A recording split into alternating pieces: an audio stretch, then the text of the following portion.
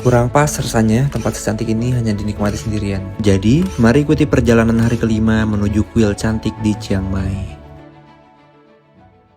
Pagi-pagi potong rambut dulu, dan faktanya adalah ternyata lebih banyak salon perempuan daripada pangkas rambut laki-laki, sehingga perjalanan ke kuil pertama udah kesiangan. Nama kuil ini adalah Wat Sri Supan atau Silver Temple, kuil yang dibangun 500 tahun lalu. Faktanya, kuil ini hanya bisa dimasuki oleh laki-laki aja. Dan sesampainya di sana sudah banyak sekali orang yang berdoa di dalam kuil dan juga meminta doa kepada biksu yang ada di sana. Karena kesiangan belum sarapan, jadi diri ini lapar banget.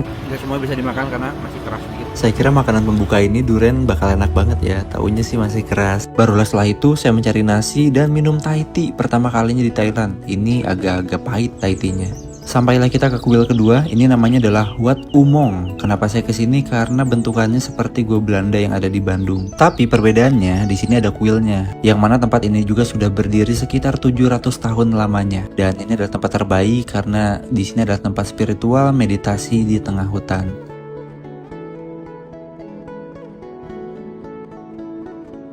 Perjalanan ke Doi Sutep enak banget jalannya, dingin. Kalau ngirup napas ya enak banget.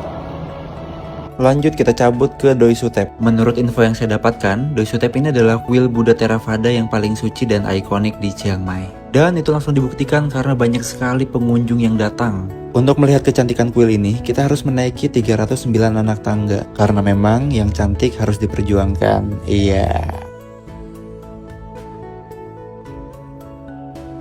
Karena di sana saya tidak bisa ikut beribadah, jadi saya hanya menikmati setiap sudut, setiap bangunan yang ada di sana. Dan ini cantik semua, cuy.